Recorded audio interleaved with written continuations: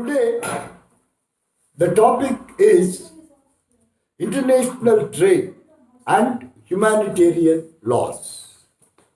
Now, when I talk this subject, I want you to remember four important treaties of 20th century. These treaties virtually changed the direction of international relations and international law. The first of it, of course, is League of Nations Charter. League of Nations Charter established along with that the Permanent Court of International Justice as well. Okay, that's a very, very important development. And remember that League of Nations Charter did not take away the right of a nation to wage a war. The second part, I had some discussion with my friends yesterday, and they told me that anyway, humanitarian law, when you are covering it, it doesn't have to be so elaborate for the simple reason.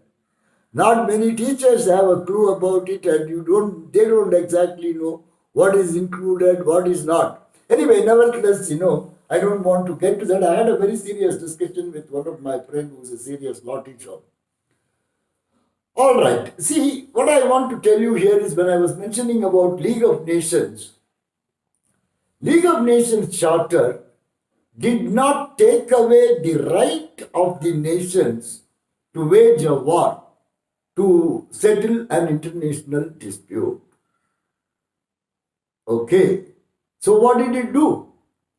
It did restrict that right. What was the restriction? If the two members want to go on a war with each other, they should have either refer it to League Council or refer it to arbitration or refer it for resolution by PCIJ. Until this process is over, the nation should not go on a war. Okay. But you know that the League has not been a very effective one because, number one, US was out of it. Number two, Mussolini said that when he annexed Ethiopia, that the modern international law will only govern nations in Europe, not the countries outside the Europe. According to Mussolini, he was just repeating what our man, white man's burden, Rudyard Kipling, right? He said, these guys are guys in Asia, Africa, Latin America are uncivilized characters. We Europeans only are going to tell them the system of governance. That's how they felt about it. And anyway, I don't want to go into the rightness or wrongness of it actually. Yes, someone is joining and we are admitting. Okay, great, nice.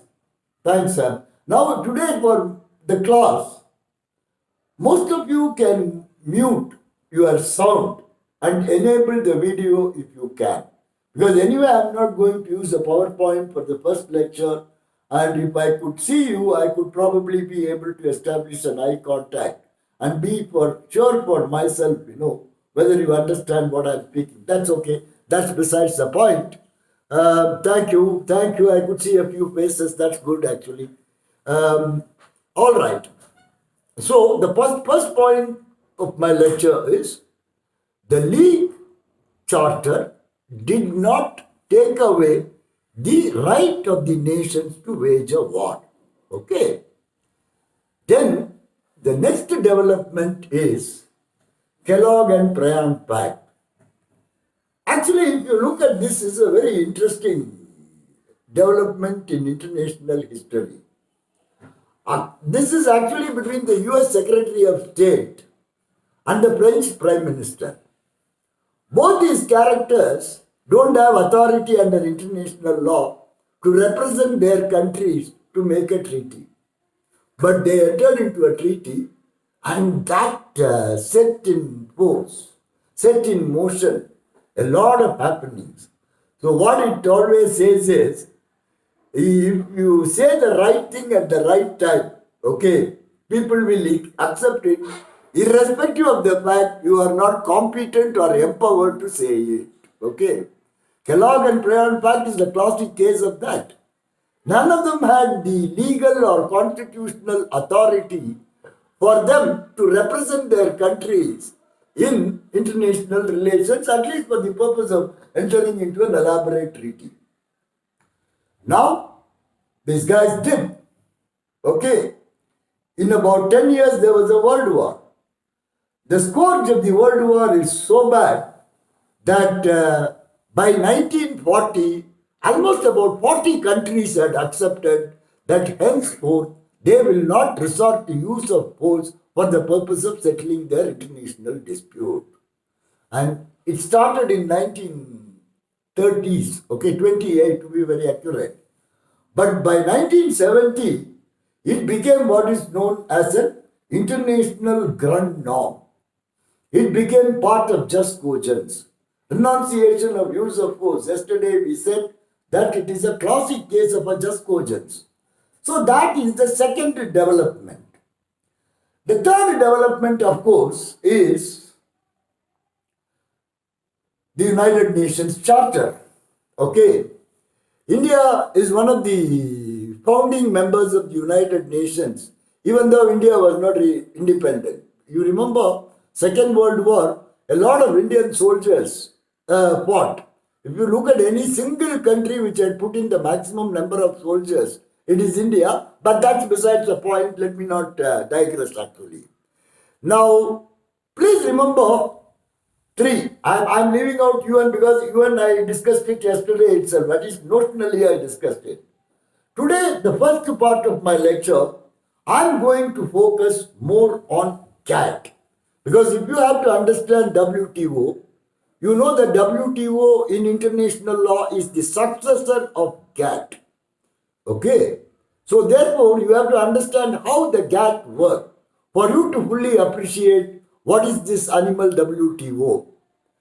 Okay? Along with GATT, which is one question I always been very confused is whether it is general agreement on trade and tariffs or it is a general agreement on tariffs and trade. You know, it has been a very major confusion for me for a very, very long time, and I don't think I am out of that confusion even today actually. But nevertheless, you know, I keep lecturing on that. The correct understanding is general agreement on tariffs and trade. Okay. It's not trade and tariffs, it is tariffs and trade. Correct me if I am wrong, do your own research, which is very, very important actually. Now, why I say is that along with GATT, international community also thought about another treaty to regulate international trade. That is called as ITO. ITO was a non-starter here. Okay. Even GATT had a lot of problems. I'll tell you what are those problems a little while later. Now, why ITO did not materialize is that nations felt that if ITO comes into being, the concept of sovereignty will be a thing of the past actually. Okay. Concept of sovereignty will be thing of the past. So what is it?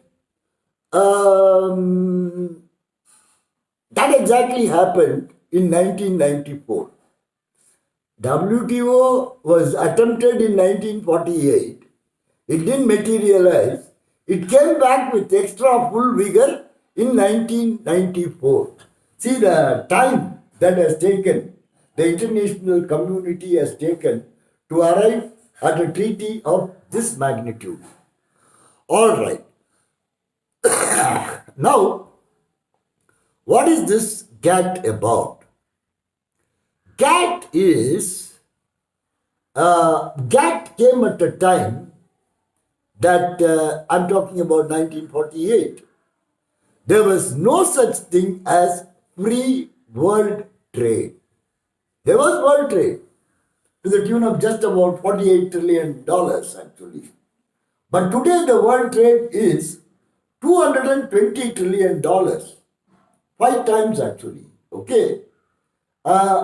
People are now saying that this increase in the world trade has also resulted in the reduction of absolute poverty in many of the developing countries.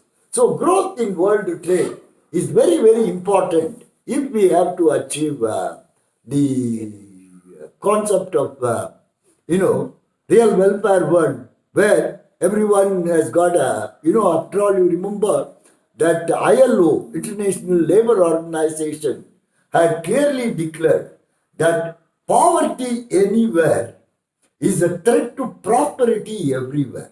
Okay, and this might, you might also have some questions on this actually. Poverty anywhere is a threat to prosperity everywhere. This is the guiding principle behind WTO. Okay, what was the scenario in 1948? First, there was no international right to trade. Thank you, someone is joining. Okay. There is no international right to trade. First principle.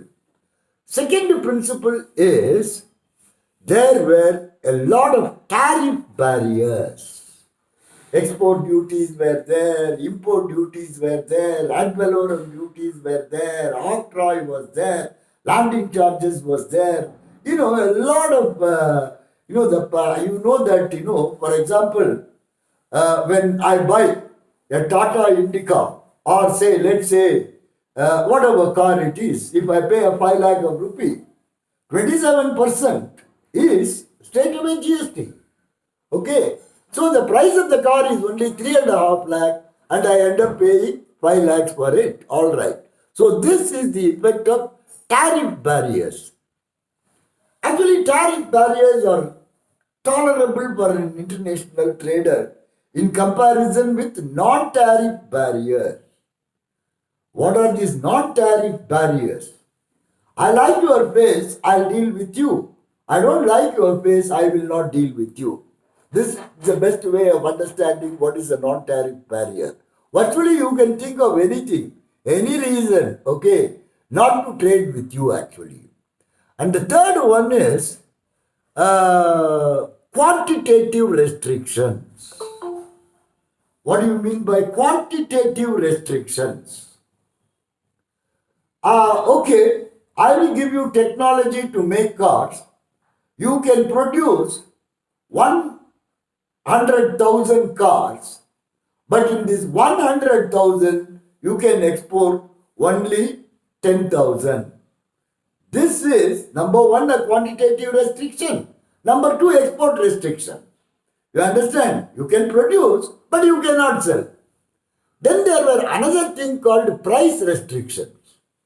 Okay, you can sell, but you can only sell it at this rate. You might be able to sell it cheaper. So, if you are able to sell it cheaper, you might capture the global market. And that guy will say, all right, you sell it, but you will have to sell it at this rate. This is what prevails in most of the, nowadays in GST, we call these goods as sin goods. In sin goods, you have more than 27% ad valorem, even under the long thing.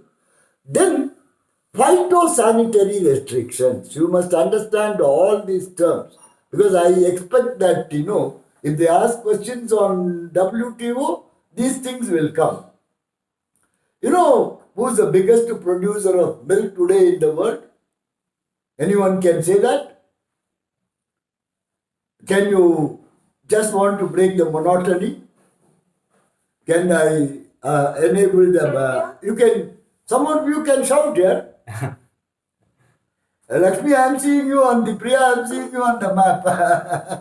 Gayatri RK has got an answer or what? Yes, sir. She said India. Okay, she is typing. All right.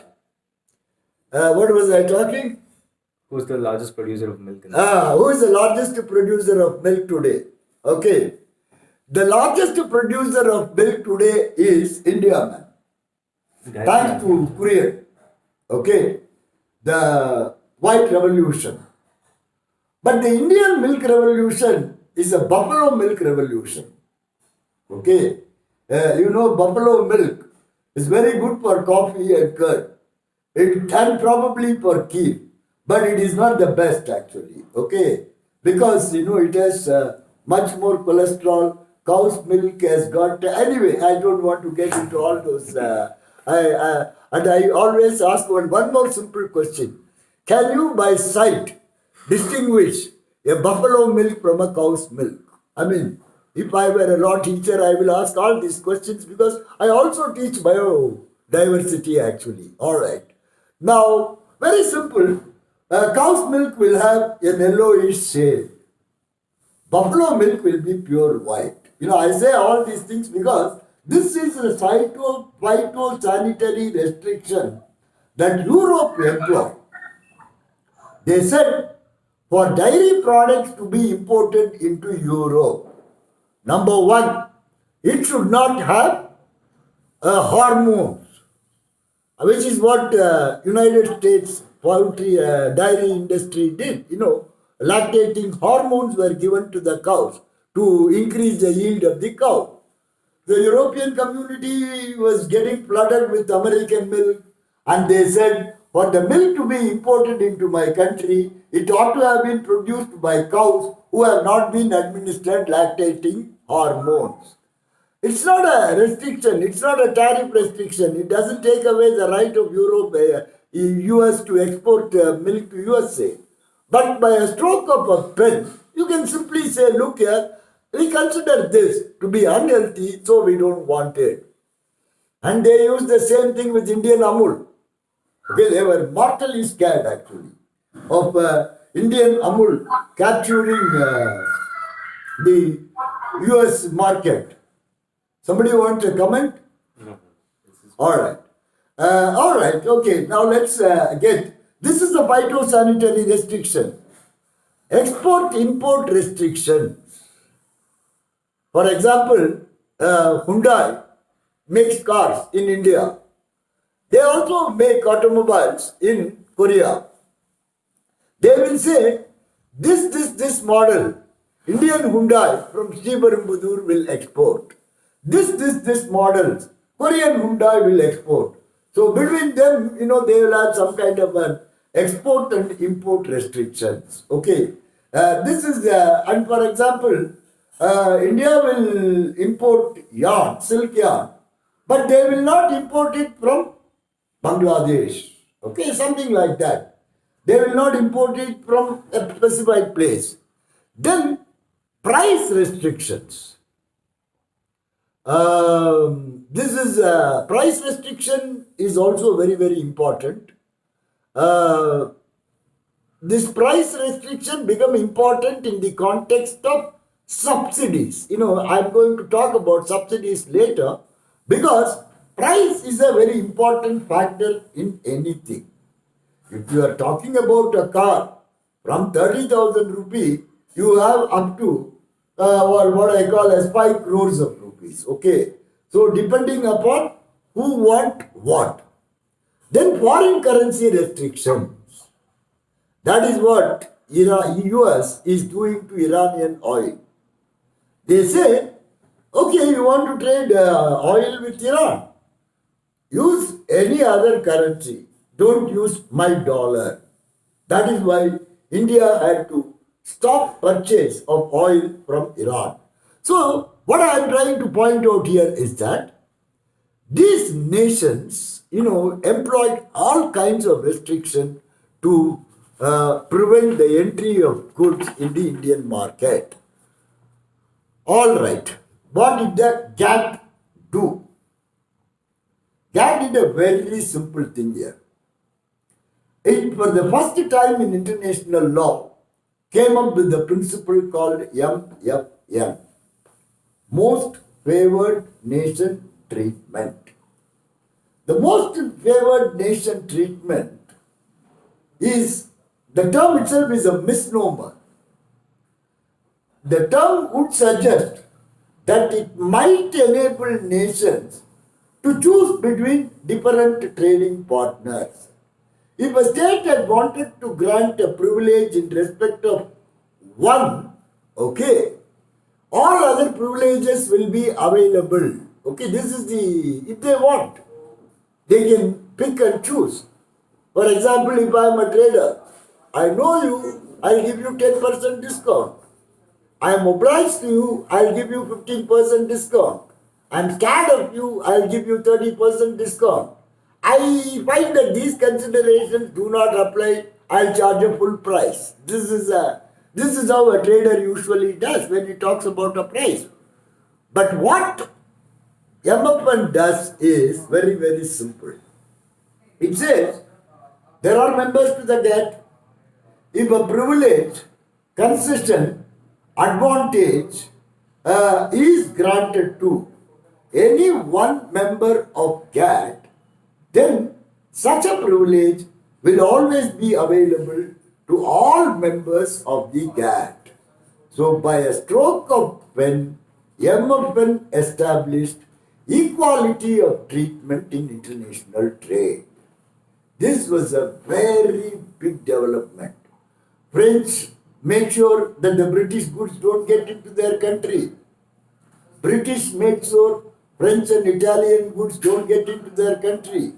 Italy ensured that French and the French and the British goods do not get into their country. Okay. So when all these things are there, I am admitting someone. Yeah. 1 minute. Yes, I got it. Yeah, welcome. Yeah. Raj, okay. Raj Verma. Okay, very good. Okay, fine. Now, yeah.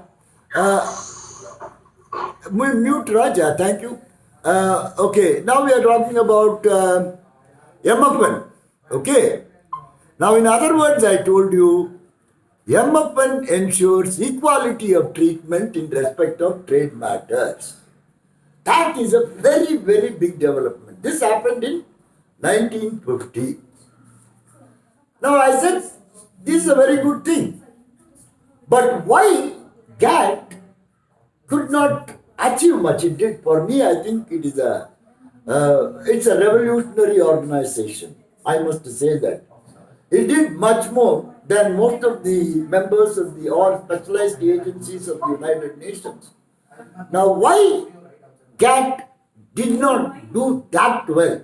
Okay, it did well. I'll definitely say that.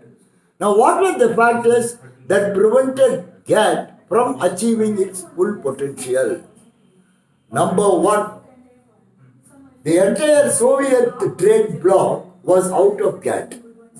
Okay, that was one major reason why GATT's influence on international trade was limited. It was actually restricted to the Western democracies. And the second is, most of the trade was carried outside the ambit of GATT. What are they? Number one, I don't know if you are aware of an arrangement. It was in 1970 when I was a law student. Okay, 76 to 79. Actually, most of the fabrics we got in India were of a bad variety here. Okay, I don't want to go about my childhood and things like that and say, hey, I used to get a school uniform, and that school uniform, that indigo, blue color, will become light blue color after about 3 or 4 washes. Indian fabrics were so bad. When you went to US or Singapore, you always buy good t-shirts. Now this sale was governed by an arrangement called multi-fiber arrangement. USA was the biggest purchaser. So, if USA wants to make Bangladesh rich, they will increase their quota. If USA wants to punish India, they will reduce their quota. You understand? So, America will give the textile quota to the country which is willing to scratch the back of United States of America. You understand? This is as simple as that. Hey, you are good to me, I'll increase your textile quota. Your trade will go up by another 20%, 15%. You mess with me, I'm not going to import anything from you. So the multi-fiber arrangement was a big pain, okay, for many developed countries. So this is yet another difficulty that GATT faced. Third is a lot of what you call built-in exceptions. Number one is Generalized System of Preferences, GSP. Okay. This GSP meant that countries had special relations. Okay. For example, India was a colony of Britain. Fine. Pondicherry was a colony of France. So what they will do is, whatever was my earlier colony, I will be bound to give them some exceptions. It went on for a long time. The third was somebody wants to join here.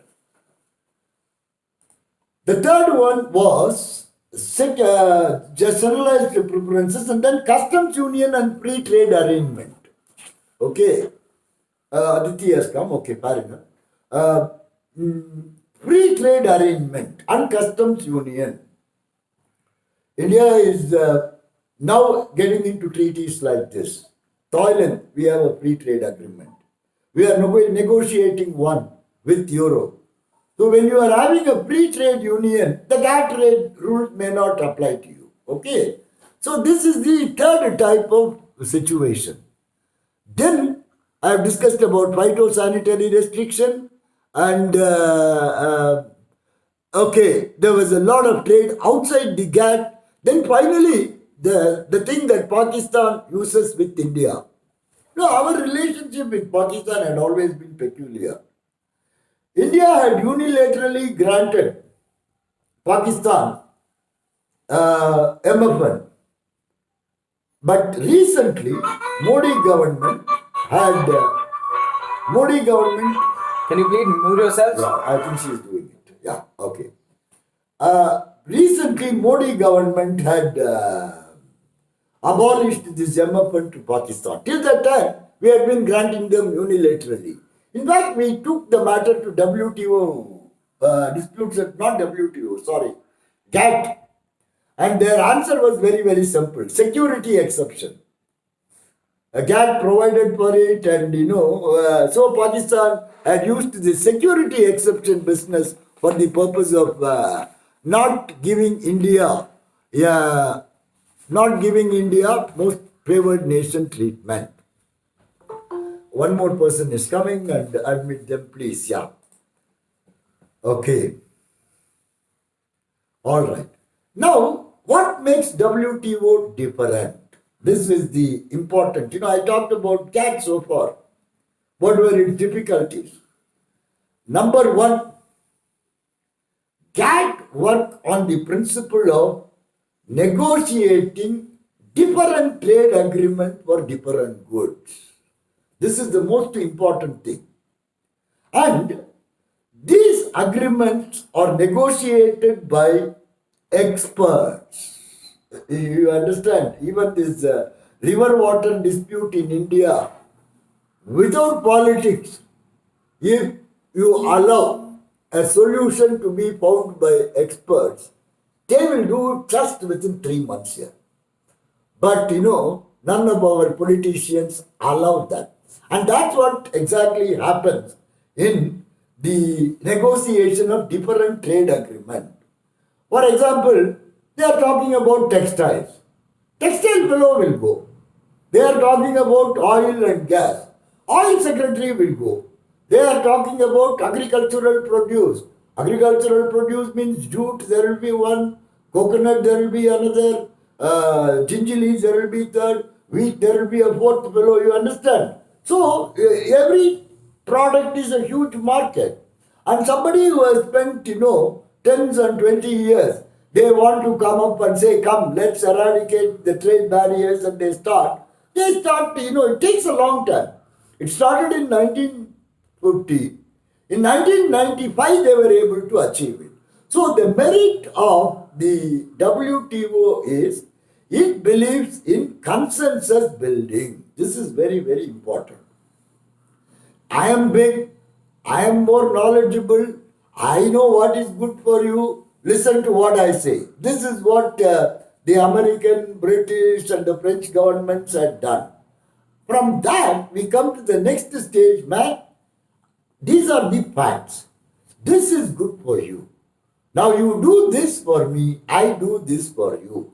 So this is the way the experts bring about consensus. That I think made a very big difference. Okay, it is not like one size fits all. You know, like you have this universal size, right? Huh?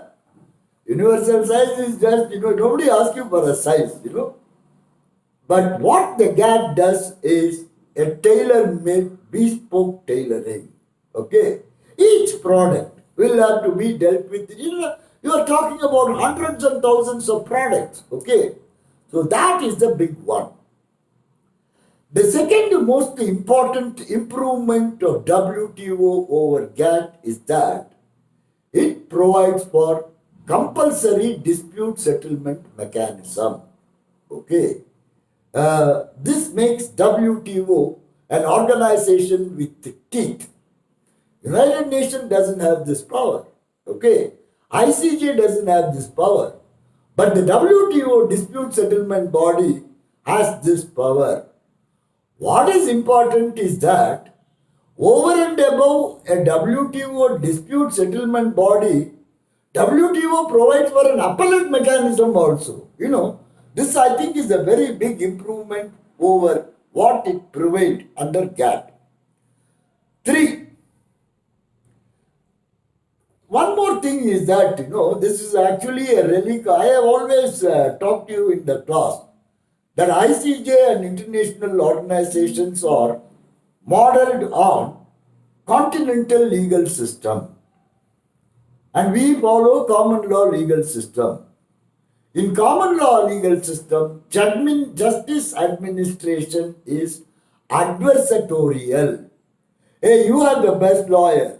Let him have your opponent, let him have the best lawyer. You give all your facts and figures. The court will decide. The court will not take an initiative to do anything. It will weigh the cases of the two and say one is better, the other is not acceptable.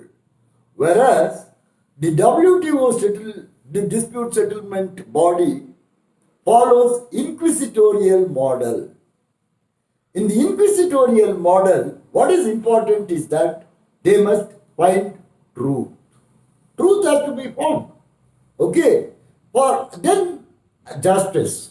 So what these people do is, even during the dispute settlement process, they adopt mediation and conciliation in a big way. Okay, that is the third most important part of the WTO. Fourth is, it has been very, very successful. One thing do you know? When I was young, say 1979, 80, something in India will cost 120 rupees. The same thing in cost in Singapore, 30 or 40 rupees. This used to be we'll wonder what the hell is. So every Singaporean will wear a nice t-shirt. And we will always wear a faded, torn, non-lustrous clothing. You understand what I am saying? And my bad clothing will cost two times the price of the good Singapore clothing.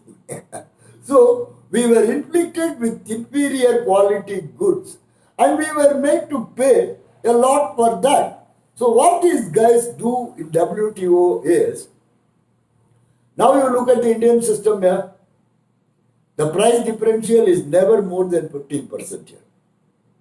Okay. Only in gold there is a slight difference. In every other, in fact, computers and all, there is virtually no difference. In fact, an Indian apple is likely to cost much less than the American apple. I mean the phone actually. Not the nice Californian ones, by the way.